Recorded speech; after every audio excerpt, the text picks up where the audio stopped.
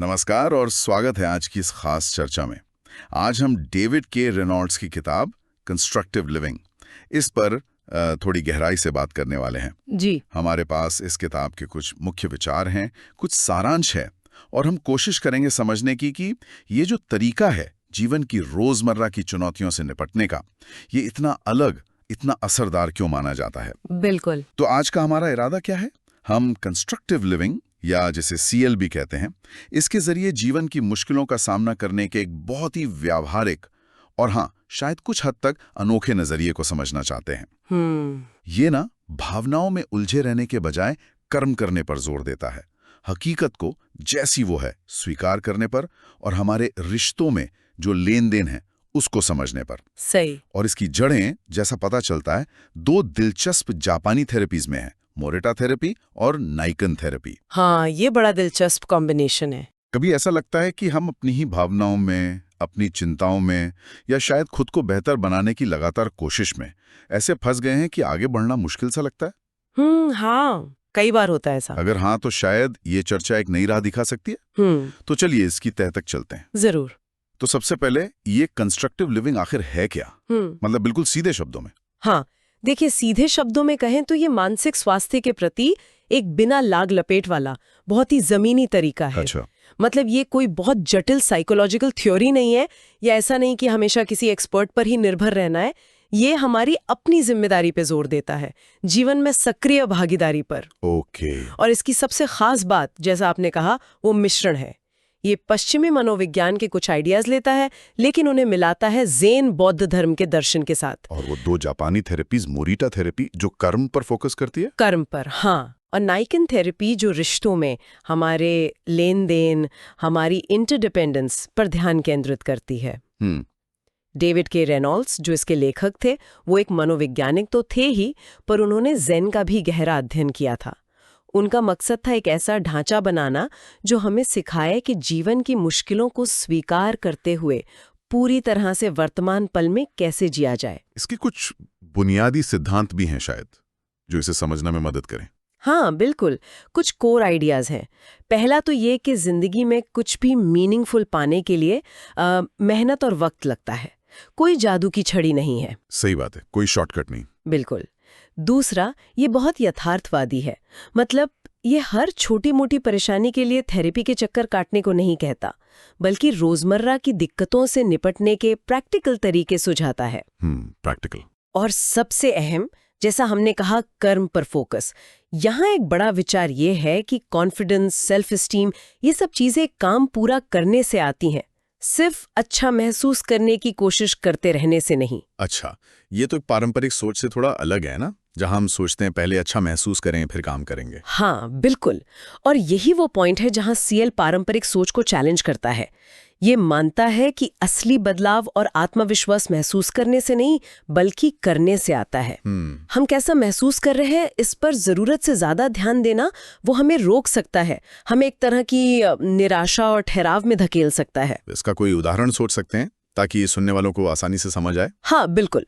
मान लीजिए ऑफिस में एक जरूरी प्रेजेंटेशन देनी है और आपको घबराहट हो रही है, पेट में कुछ अजीब सा हो रहा है। हाँ, होता है अक्सर। आमतौर पर हम क्या करते हैं, हम शायद अपनी घबराहट कम करने पर ध्यान लगाते हैं, सोचते हैं कैसे शांत हों। हाँ बिल्कुल। लेकिन CL का सुझाव होगा, ठीक है, घबराहट महसूस हो रही है, उसे महसूस करो, उसे स्वीकार करो, पर अपना ध्यान लगाओ उस काम पर जो करना है, प्रेजेंटेशन तैयार करना, स्लाइड्स बनाना, प्रैक्टिस करना। ओके। जैसे जैसे आप काम करते जाते हैं, हो सकता है घबराहट कम हो जाए या शायद ना भी हो, लेकिन उससे ज्यादा जरूरी बात यह है कि हर छोटा कदम, हर पूरा किया गया काम आपके आत्मविश्वास को बढ़ाता है। आपकी तरक्की आपके कर्म तय कर रहे हैं, न कि आपकी उस पल की भावनाएं। ये बहुत दिलचस्प है, पर यहाँ एक सवाल उठता है, क्या इसका मतलब है कि भावनाओं को नजरअंदाज कर देना चाहिए, उन्हें दबा देना चाहिए? नहीं नहीं, ये बहुत जरूरी पॉइंट है और अक्सर गलत समझा जाता है। CL भावनाओं को दबाने या नजरअंदाज करने की बात बिल्कुल नहीं करता। अच्छा। बिल्कुल नहीं, बल्कि ये तो उन्हें स्वीकार करने को कहता है, जैसी भी हैं, अच्छी, बुरी, सुखद, दुखद, उन्हें महसूस करने की इजाजत दें, वो जरूरी जानकारी देती हैं। लेकिन कुंजी ये है, आपकी भावनाएं चाहे जो भी हों, आपको वो करना है जो उस पल में जरूरी है, जो आपके मूल्यों के हिसाब से सही है। हम अपनी भावनाओं या विचारों को सीधे तौर पर शायद कंट्रोल ना कर सकें, है ना? हाँ, मुश्किल होता है। लेकिन अपने व्यवहार, अपने कर्मों पर हमारा नियंत्रण कहीं ज्यादा होता है। तो मतलब असली आजादी भावनाओं को काबू करने की कोशिश में नहीं, बल्कि उनके होते हुए भी सही काम करने में है। ये तो सोचने का एक बिल्कुल अलग तरीका है। बिल्कुल, हाँ। और इसी से नैतिकता का सवाल भी जुड़ जाता है। स्टोइक का नजरिया है कि हम अपनी बेकाबू भावनाओं के लिए नैतिक रूप से जिम्मेदार नहीं हैं। जैसे गुस्सा आ गया या डर लगा, ये अपने आप होता है। लेकिन हमारा हर कर्म, हर एक्शन, चाहे वो कितना ही छोटा क्यों ना हो, वो एक नैतिक चुनाव है। उस वक्त हम कैसा महसूस कर रहे हैं, इससे उस कर्म की नैतिकता तय नहीं होती। जो हमने किया उसकी जिम्मेदारी हमारी है। सही। और अगर भावनाएं बहुत ज्यादा हावी हो रही हों, तो मतलब बिल्कुल कंट्रोल से बाहर लगे। हाँ, ऐसे तीव्र क्षणों के लिए सीएल कुछ फर्स्ट एड या कह सकते हैं प्राथमिक उपचार जैसी तकनीकें सुझाता है। जैसे उठकर टहलने लगना, कोई फिजिकल काम करना, बर्तन धोना, बगीचे में काम करना, या ध्यान किसी और जरूरी काम पर लगाना। अच्छा, ध्यान भटकाना एक तरह से। हाँ, ये फौरी राहत दे सकता है। और अक्सर होता ये है कि अगर हम भावनाओं को कुरेदे नहीं, उन पर ज्यादा सोच विचार न करें, तो वो लहरों की तरह आती हैं और वक्त के साथ खुद ही शांत हो जाती हैं। उन्हें स्वीकारना जरूरी है, पर उन्हें अपनी जिंदगी का ड्राइवर बना लेना वो ठीक नहीं। ये कर्म और भावनाओं के बीच संतुलन बनाने की बात वाकई दिलचस्प है। अब आते हैं सीएल के एक और अहम पहलू पर। आपने जिक्र किया था पारस्परिकता का, यानी आपसी लेन देन। ये नाइकन थेरेपी से प्रेरित है ना? हाँ, नाइकन ये हमें अपने रिश्तों को और दुनिया के साथ अपने संबंध को एक बिल्कुल अलग नजरिए से देखने के लिए उकसाता है। ये हमसे 3 बहुत ही सीधे लेकिन गहरे सवाल पूछता है। क्या सवाल है वो? पहला, मुझे दूसरों से क्या मिला है? इसमें सिर्फ चीजें नहीं, बल्कि मदद, समय, सहारा, सीख, प्यार, देखभाल, सब कुछ। दूसरा, मैंने दूसरों को बदले में क्या दिया है? और तीसरा, मैंने अपनी वजह से दूसरों को क्या तकलीफें या परेशानियां दी हैं? अरे, तीसरा वाला तो मुश्किल है सोचना। ये सवाल तो आत्ममंथन के लिए मजबूर करते हैं। इनका मकसद क्या है? क्या सिर्फ शुक्रगुजार होना या गिल्टी महसूस करना? नहीं, देखिए, सिर्फ भावनाएं जगाना मकसद नहीं है। हाँ, कृतज्ञता या थोड़ी ग्लानि महसूस हो सकती है, पर असल मकसद है हमारी जीवन की सच्चाई को देखना कि हम कितने ज्यादा दूसरों पर निर्भर हैं। अच्छा, ये हमारी मैं सब कुछ खुद करता हूँ या सेल्फ मेड वाली सोच को चुनौती देता है। नाइकन हमारी परस्पर निर्भरता, हमारी इंटरकनेक्टेडनेस की वास्तविकता को उजागर करता है। यहीं पर ज़िरेकी और तारीकी का कॉन्सेप्ट आता है। ज़िरेकी मतलब खुद की ताकत या हमारे अपने प्रयास, और तारीकी मतलब दूसरों की ताकत या वो बाहरी मदद, वो सपोर्ट जो हमें दुनिया से मिलता है। ओके, ज़िरेकी और तारीकी। हाँ, सीएल सिखाता है कि हमारी कोई भी सफलता सिर्फ हमारी मेहनत, सिर्फ ज़िरेकी का नतीजा नहीं होती। उसमें हमेशा दूसरों का, बाहरी परिस्थितियों का यानी तारीकी का योगदान भी शामिल होता है, हमेशा। तो ये समझने से कि हमें दूसरों से कितना कुछ मिला है, हमारी अपनी छवि कैसे बदलती है, इसका क्या असर होता है? जब हम ईमानदारी से देखते हैं कि हमें कितना कुछ मिला है, सोचिए, माँ बाप से परवरिश, टीचर से शिक्षा, दोस्तों से सहारा, समाज से सुविधाएं, यहाँ तक कि जिन लोगों को हम पसंद नहीं भी करते, उनसे भी शायद कुछ सीखने को मिला हो। हाँ, सही बात है। तो हमारी अपनी अहमियत की भावना ज्यादा यथार्थवादी, ज्यादा ग्राउंडेड बनती है। हम अक्सर दूसरों के योगदान को कम आंकते और अपनी उपलब्धियों को बड़ा चढ़ा के देखते हैं ना। होता है ऐसा। इस सच्चाई को पहचानना हमें बेवजह के अहंकार से बचाता है और एक सच्ची संतुलित आत्म मूल्य की भावना पैदा करता है। हम अपनी कामयाबियों को एक साझा प्रयास, एक कलेक्टिव अचीवमेंट के तौर पर देखना सीखते हैं। इससे शुक्रगुजार होने का भाव तो आता ही होगा। हाँ, बिल्कुल आता है। और साथ ही दूसरों से बेकार की तुलना करने की आदत भी कम होती है। जब आप देखते हैं कि आपको कितना मिला है, तो दूसरों की सफलता से जलन कम होती है। दूसरों के योगदान को पहचानना हमें हमारी असलियत दिखाता है, हमारी वो सेल्फ मेड कहानी को चुनौती देता है। और ये सब फिर से उसी बात पर आता है, भावनाओं में बहने के बजाय कर्म और वास्तविकता का सामना करना, हकीकत हमें लगातार कुछ न कुछ करने के मौके देती हैं। बिल्कुल, ये मौके अपने आप में अच्छे या बुरे नहीं होते। हमारा कर्म, हमारा चुनाव उन्हें नैतिक रंग देता है। यहाँ देखिए, मोरिटा थेरेपी, जो कर्म पर केंद्रित है, और नाइकन जो नैतिक आत्मचिंतन पर जोर देती है, उनके विचार एक साथ आ जाते हैं। वास्तविकता को स्वीकार करना और उसमें जिम्मेदारी से कर्म करना। स्वीकृति की बात चली है तो सीएल का एक और बहुत शक्तिशाली विचार है, खुद को स्वीकार करना। मतलब जैसे हैं वैसे ठीक हैं। हाँ, ये सुनने में शायद आसान लगे, पर ये बहुत गहरा है। इसका मतलब ये नहीं कि हम सीखना या बढ़ना बंद कर दें, बिल्कुल नहीं। लेकिन ये उस अंदरूनी दबाव को कम करता है कि मुझे और बेहतर होना चाहिए, मुझ में ये कमी है, वो कमी है।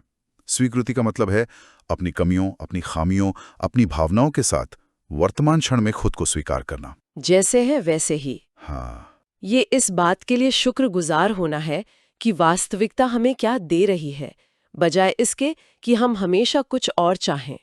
इसका रोजमर्रा की जिंदगी में क्या मतलब हुआ? कोई ठोस उदाहरण?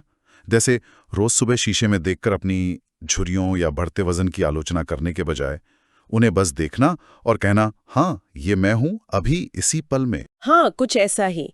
या अपनी किसी आदत, जैसे मान लीजिए शर्मीलापन है या गुस्सा जल्दी आता है, उसको पहचानना और उसे तुरंत बदलने की जद्दोजहद में लगने के बजाय उसे स्वीकार करना कि हाँ, ये मेरा हिस्सा है। ये स्वीकृति हमें एक तरह की आज़ादी देती है। हम अपनी ऊर्जा खुद से लड़ने में लगाने के बजाय उन कामों में लगा सकते हैं जो वाकई जरूरी हैं, जो हमारे मूल्यों के अनुरूप हैं। और ये सामान्य होने की स्वीकृति से भी जुड़ा है ना? परफेक्ट होने की दौड़ छोड़ देना। बिल्कुल। सीएल हमें सिखाता है कि हमें एक आदर्श परफेक्ट इंसान बनने का वो जो ख्याल है, उसे छोड़ देना चाहिए, और ये उम्मीद भी छोड़ देनी चाहिए कि कोई बाहरी ताकत, कोई इंसान, कोई थेरेपी, कोई चमत्कार आकर हमें बचा लेगा। मानसिक स्वास्थ्य की कुंजी अपनी साधारणता, अपनी आम इंसान होने की हकीकत को गले लगाने में है। जैसा कि एक ज़ेन विचारक केईजी मिज़ुतानी कहते हैं, हमें पूर्णता की खोज छोड़ देनी चाहिए और इंसानी अनुभव की जो समानताएं हैं उनको अपनाना चाहिए। साधारण होने में ही एक असाधारण शांति मिल सकती है। ये उस बात से भी जुड़ता है जो मोरेटा थेरेपी के बारे में बताई जाती है कि थेरेपिस्ट कई बार मरीजों के सामने अपनी कमियां दिखाते हैं। ये सच है। हाँ, ये एक तरीका है मरीजों को ये महसूस कराने का कि उनकी जो आदर्श छवियां हैं खुद के बारे में या जीवन के बारे में, वो अक्सर अवास्तविक होती है। अच्छा। संदेश होता है, प्लीज साधारण बनिए, असाधारण बनने की कोशिश मत कीजिए, जीवन की हकीकत को स्वीकार कीजिए। ये ज़ेन दर्शन से गहराई से जुड़ा है, जहाँ जीवन के हर पहलू को, अच्छे बुरे, सुखद दुखद, सबको स्वीकार करने से ही एक स्थिर और जमीन से जुड़ा हुआ अस्तित्व मिलता है। इसी से जुड़ा एक और शब्द सुना है मैंने, शिंके शित्सु या शिंकी पल। ये क्या है? ठीक से उच्चारण कर रहा हूँ? हाँ, शिंके शित्सु। ये उन पलों को कहते हैं जब हम अपनी चिंताओं, अपने आदर्शों या परफेक्ट होने की इच्छा पर बहुत ज्यादा अटक जाते हैं। अच्छा, मतलब ओवर थिंकिंग जैसा? हाँ, एक तरह से हम छोटी छोटी बातों में उलझ जाते हैं, भविष्य की बहुत ज्यादा चिंता करते हैं या हर चीज को एकदम सही करने की कोशिश में लग जाते हैं। ये पल हमें वर्तमान से, वास्तविकता से दूर ले जाते हैं। हम अपनी सोच के जाल में फंस जाते हैं। तो सीएल इससे निकलने का क्या रास्ता सुझाता है? ये हमें सेल्फ कॉन्फिडेंस यानी आत्मविश्वास के बजाय रियलिटी कॉन्फिडेंस यानी वास्तविकता आत्मविश्वास बनाने के लिए प्रोत्साहित करता है। सेल्फ कॉन्फिडेंस और रियलिटी कॉन्फिडेंस, इनमें क्या फर्क है? देखिए, सेल्फ कॉन्फिडेंस अक्सर बड़ा नाजुक होता है। थोड़ी सी नाकामी हुई या किसी ने आलोचना कर दी तो वो टूट सकता है, क्योंकि वो अक्सर अहंकार या मैं दूसरों से बेहतर हूं जैसी भावना पर टिका होता है। इसके उलट रियलिटी कॉन्फिडेंस हमारी वास्तविकता की ठोस समझ पर आधारित होता है। हमारी सीमाएं क्या हैं, हमें दूसरों से क्या मदद मिलती है, वो तारीकी वाली बात, दुनिया कैसे काम करती है, ये हमारी आपसी निर्भरता को महत्व देता है, ना कि अकेले खड़े होने के भ्रम को। ये ज्यादा मजबूत होता है, ज्यादा टिकाऊ। समझ गया, ये ज्यादा जमीन से जुड़ा हुआ है। बिल्कुल। हमने शुरू में कुछ आम गलतफहमियों का जिक्र किया था। एक तो ये कि सीएल भावनाओं को दबाना सिखाता है। अब ये साफ है कि ये स्वीकृति सिखाता है, दबाना नहीं। बिल्कुल, भावनाएं जरूरी हैं, पर वो मालिक नहीं बननी चाहिए। हाँ, बिल्कुल। और दूसरी गलतफहमी थी कि स्वीकृति का मतलब है निष्क्रिय हो जाना, हार मान लेना। हाँ। लेकिन सीएल में स्वीकृति का मतलब हाथ पर हाथ धरे बैठना नहीं है। ये तो वास्तविकता को पहचानने का पहला कदम है, ताकि हम ज्यादा समझदारी और असरदार तरीके से कर्म कर सकें। ये निष्क्रियता नहीं, बल्कि रचनात्मक बदलाव की शुरुआत है। और क्या ये सिर्फ जापानी संस्कृति के लिए ही है क्योंकि इसकी जड़ें वहां हैं? नहीं, ऐसा बिल्कुल नहीं है। हाँ, इसकी जड़ें जापानी दर्शन और थेरेपी में है, लेकिन ये जिन इंसानी चुनौतियों की बात करता है, डर, चिंता, टालमटोल, रिश्तों की उलझनें, खुद को स्वीकार करने की मुश्किल, ये तो यूनिवर्सल है, दुनिया भर में आम है। सही। इसके सिद्धांत किसी भी संस्कृति के व्यक्ति के लिए उतने ही प्रासंगिक हो सकते हैं। एक और बात, क्या इसका लक्ष्य हमेशा खुश रहना या मन की शांति पाना है? अक्सर लोग थेरेपी या ऐसे तरीकों से यही उम्मीद रखते हैं। ये भी एक आम धारणा है, लेकिन सीएल का असल लक्ष्य नहीं है। हाँ, खुशी या शांति मिल सकती है, पर वो बाय प्रोडक्ट है। अच्छा, तो असल लक्ष्य क्या है? असल लक्ष्य है एक लचीला, एक रेजिलिएंट दिमाग विकसित करना, जो जीवन के उतार चढ़ाव का सामना कर सके, जो वास्तविकता से भागे नहीं। शुक्रगुजार महसूस करना या शांति मिलना इसके अच्छे साइड इफेक्ट हो सकते हैं, पर वे मुख्य लक्ष्य नहीं है। मुख्य लक्ष्य है वास्तविकता को साफ साफ देखना, चाहे वो आरामदायक हो या असुविधाजनक, और उसके अनुसार जिम्मेदारी से कर्म करना। मकसद खुशी ढूंढना नहीं, बल्कि वास्तविकता का सामना करने की हिम्मत जुटाना है। ठीक है, तो ये सब सुनने के बाद अब सवाल उठता है कि रोजमर्रा की जिंदगी में सियाल को कैसे इस्तेमाल किया जा सकता है। मान लीजिए कोई डर, चिंता, शर्मीलापन या टालमटोल जैसी आम दिक्कतों से जूझ रहा है, तो ये कैसे मदद कर सकता है? देखिए, सीएल बहुत ही व्यवहारिक सुझाव देता है, बहुत प्रैक्टिकल। जैसे अगर डर लग रहा है तो ठीक है, डरो, उस डर को महसूस करो, पर जो काम करना जरूरी है वो कर डालो। डरते डरते ही सही। हाँ, डरते डरते ही सही। एक्शन लो। अगर शर्मीले हो तो अपना ध्यान खुद पर से हटाकर दूसरों पर लगाओ। उनसे सवाल पूछो, उनकी बात सुनो, या कोई स्वयं सेवा का काम करो जहां आपका फोकस दूसरों की मदद पर हो। अगर काम टालने की आदत है, प्रोक्रेस्टिनेशन जिसे कहते हैं, तो बस शुरू कर दो, चाहे कितना भी छोटा कदम क्यों ना हो। बस पहला कदम उठाओ। एक बार शुरू करने के बाद अक्सर गति बन जाती है। सीएल में अक्सर लोगों को छोटे छोटे असाइनमेंट या काम दिए जाते हैं, क्योंकि ये करके सीखने पर, लर्निंग बाय डूइंग पर बहुत जोर देता है। जैसे कि कोई उदाहरण दे सकती हैं ऐसे असाइनमेंट का? हाँ, जैसे किसी बहुत शर्मीले इंसान को शायद ये काम दिया जाए कि रोज किसी एक अजनबी को देखकर सिर्फ नमस्ते या हेलो कहना है। बस इतना ही। हाँ, नतीजा क्या होगा, सामने वाला जवाब देगा या नहीं, मुस्कुराएगा या नहीं, इस पर ध्यान नहीं देना है। बस कर्म करना है, यानी नमस्ते कहना है। इससे धीरे धीरे व्यवहार बदलता है, और जब व्यवहार बदलता है तो अक्सर भावनाएं और आत्मविश्वास भी उसके पीछे पीछे बदलते हैं। ये पारंपरिक थेरेपी से काफी अलग लगता है। वो अक्सर भावनाओं, अतीत, अंदरूनी संघर्षों पर ज्यादा ध्यान देती हैं, है ना? हाँ, काफी अलग है। डेविड रेनॉल्ड्स ने एक तरह से मनोविज्ञान की दुनिया में चुनौती पेश की थी। उनका मानना था कि जिसे हम अक्सर मानसिक बीमारी या न्यूरोसिस कहते हैं, वो शायद बीमारी है ही नहीं। अच्छा, तो क्या है? वो शायद सीखी हुई गलत आदतें हैं, अवास्तविक सोच है और जीवन जीने के जरूरी कौशल की कमी है। उनका तर्क था कि मनोचिकित्सक अक्सर मानसिक बीमारी का इलाज करने वाले डॉक्टर कम होते हैं और जीवन जीने का हुनर सिखाने वाले शिक्षक ज्यादा होते हैं। सीएल व्यक्तिगत जिम्मेदारी, व्यवहारिक कर्म और जीवन कौशल सिखाने पर जोर देता है। तो आज की इस गहरी चर्चा से हमने कंस्ट्रक्टिव लिविंग के कई अहम पहलुओं को समझा। कर्म पर ध्यान देना, अपनी भावनाओं को स्वीकार करना, पर उनसे नियंत्रित ना होना, आपसी लेन देन और सहारे को पहचानना, साधारण होने को स्वीकारना, और सबसे बढ़कर वास्तविकता में जीना, चाहे वो कैसी भी हो। ये सही महसूस करने के बजाय सही करने पर जोर देता है। बिल्कुल सही कहा आपने। और इसी के साथ हम एक विचार छोड़ जाते हैं श्रोताओं के लिए सोचने के लिए। हाँ, जरूर। क्या हो अगर हम अपनी ऊर्जा का बड़ा हिस्सा, जो हम अक्सर सही महसूस करने की कोशिश में लगा देते हैं, खुश महसूस करना, शांत महसूस करना, आत्मविश्वासी महसूस करना, उसे उस काम को करने में लगाएं जो वाकई करने की जरूरत है। क्या हो अगर हम अपनी भावनाओं को मौसम की तरह आने जाने दें, उन्हें स्वीकार करें, लेकिन अपना ध्यान और अपनी नाव अपने उद्देश्यपूर्ण कर्मों की दिशा में खेते रहें। जरा इस पर गौर कीजिएगा।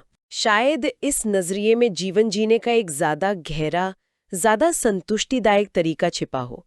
एक ऐसा तरीका जो हमारी क्षणिक भावनाओं पर नहीं, बल्कि ठोस वास्तविकता और उद्देश्यपूर्ण कर्म पर टिका हो।